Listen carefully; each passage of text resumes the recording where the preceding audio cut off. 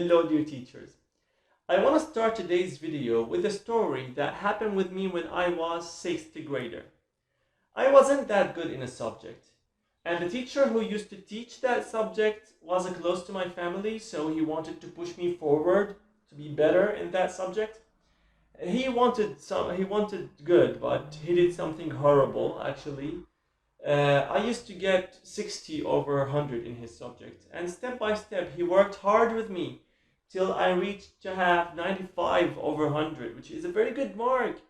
I went out to him, I was very excited, I gave him my paper, look, I got 95, and he looked at me with cold eyes and said, not good enough. Those words literally destroyed me. They left a scar till today. I hate that subject.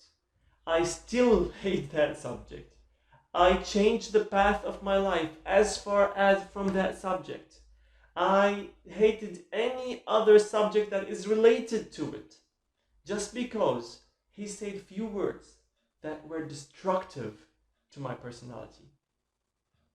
What I want to talk about today is feedback. The words or the actions that we do that might lead to either bright future or destroy the path of that student. So that's why it is very important. What is feedback? How can we give a positive, effective feedback to our students?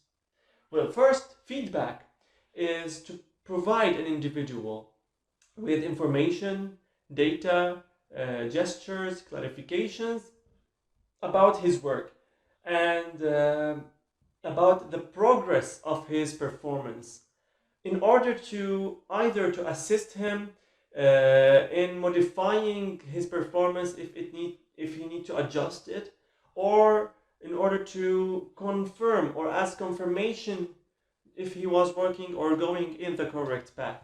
So in both cases, we must give feedback. If our student was doing something wrong, or if he was doing a mistake, or if he was doing something correct, in both cases, our students deserve feedback from us. The feedback is not an outcome, but actually it subsequently affects the outcome. And that's why I chose this picture, because it shows that the outcome actually is related to the feedback that you give. Why feedback is very important? Actually, there are lots of reasons. I highlighted 3 only because I want to relate them to the features of feedback. I'm going to go step by step. The first reason why feedback is very important because it plays a fundamental role in exploring, in discovering the mistakes of a student in his performance or in his answer. The second reason, because it promotes the student. It promotes the positive behavior in the students, because as we talked about in the last video, the prefrontal cortex, the reward center, want to repeat a happy experience. If I gave a positive feedback, something made him proud of himself, he will try to repeat that experience. He will push himself over and over again to keep impressing you.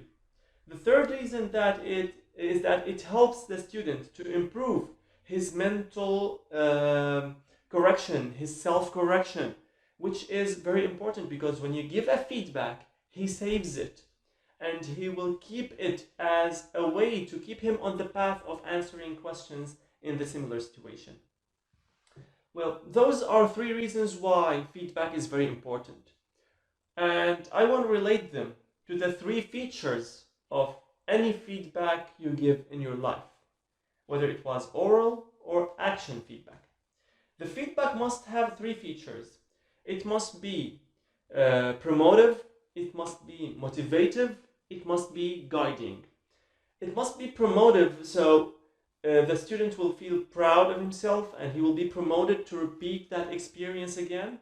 It must be motivative, so it will keep him seeking the perfect answer that he wants, that you look for, that will keep him on track in impressing you. And guiding, that it will always guide him how to reach that perfect or correct answer, perfect behavior or performance that the teacher wants from me. All of those are the features of feedback. How can we give a feedback with those features? To know how, I want to divide feedback to two types. Actually, there are more than two types, but I want to highlight those two in specific. The positive feedback and the negative feedback. Positive feedback is when the student is doing something correct or is giving a correct answer. So you must give him a feedback, a positive feedback to his positive answer. This feedback is divided to two parts. The first, the encouraging part or the responding part, which showing that this answer is correct by saying, excellent, good answer, very good, impressive, etc., etc. Then the specification. You don't just say excellent and then stop talking. You must tell him why his answer was excellent. For example, excellent, your answer is accurate and you answered all the parts of the question.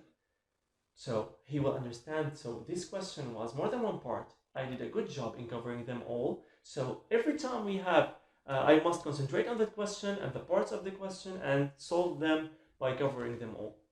He will, not just him, not just the student who you gave the feedback to will memorize that. All the students will memorize that and they will be motivated to do the same. The second type of feedback is the negative feedback, and it's not something wrong. The negative feedback is when the student make a mistake. So you must give him a feedback.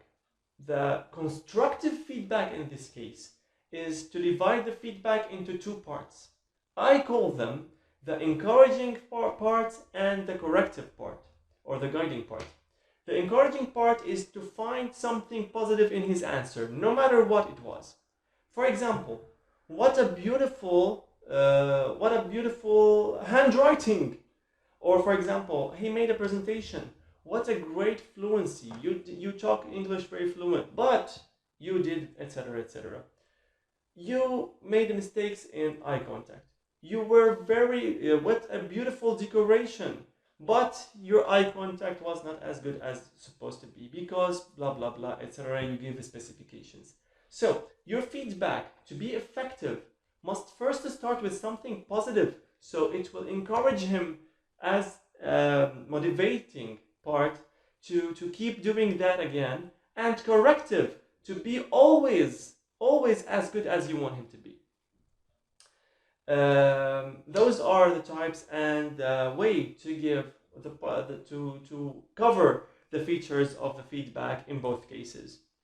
The last thing I want to talk about is the source of the feedback. Actually, the source of the feedback is not the teacher only. It might be the teacher, it might be the student to himself. Whenever he realizes others' feedback or memorizes his own feedback, it might be the book, it might be other student, his colleague, his team member, etc. Or it can be also the parents. I want to highlight two sources of those. Is that the teacher might give an oral, an action, or written feedback. All of those, according to the three features, are very good and very effective. I think, in my experience, a stronger feedback is the feedback that a student gives to another student. Whenever I have an activity or a project presentation, I ask a student to give a feedback to their friends, and I urge them to give a constructive feedback. So they must search for something good first, then check the mistakes that their friends do, and we try to keep it as a positive environment in our classroom. This is very effective to have arguments and counter arguments, to have corrections to each other. That's all for today, and I hope you to be aware to share your experience with feedback. Please help us to build a better teaching experience, and thank you so much.